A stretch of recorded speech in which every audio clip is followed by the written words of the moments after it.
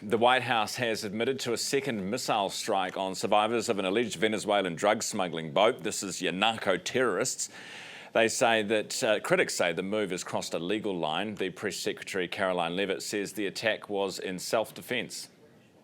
The strike conducted on September 2nd was conducted in self-defense to protect Americans in vital United States interests. The strike was conducted in international waters and in accordance with the law of armed conflict.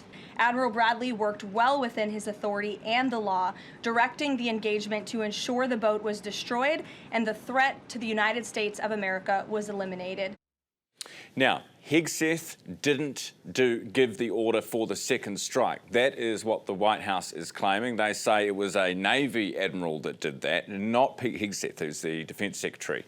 Joining me this morning for a reaction to this, but also the situation with Venezuela, is Al Gillespie, International Law Professor. Al, good morning. Good morning, Ryan. Good to have you on the show.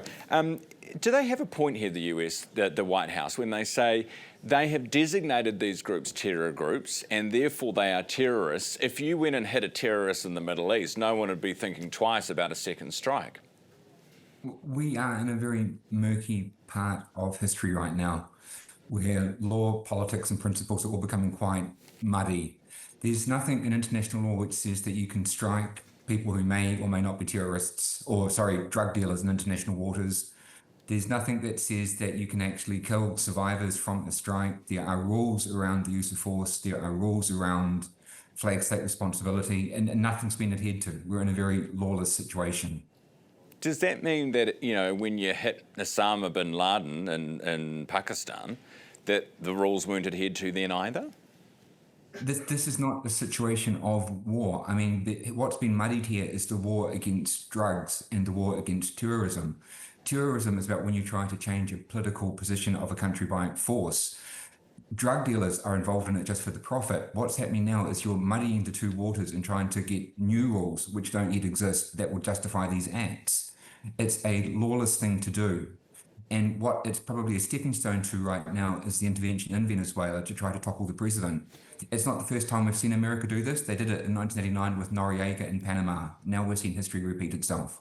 We spoke to an academic, a very good one actually, out of the University of Berkeley, California yesterday on the program, who said that he thinks probably we will see some kind of ground activity from the US in Venezuela. What's your assessment? I think that's quite possible. It's a very risky situation, though, because when you're going from the international waters to actually attacking another country, you should have the consent of the Congress to do it. But what you're seeing increasingly is American presidents bypass Congress and then go to use the use of force directly against another country. None of this is permissible under international law. The use of force should always be the last resort. You should be going through the Security Council.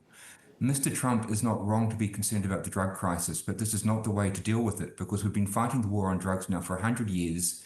There's more supply, more demand, and more lethality, but this will not reduce those problems. And actually, interestingly, I thought that Venezuela is not responsible for the fentanyl, which is the big problem that they've got at the moment. They're more coke and marijuana. Anyway. But no, your point, Ryan, is correct. The intelligence suggests that fentanyl precursors come from China. Most of it's modified in Mexico, and then it gets across the border.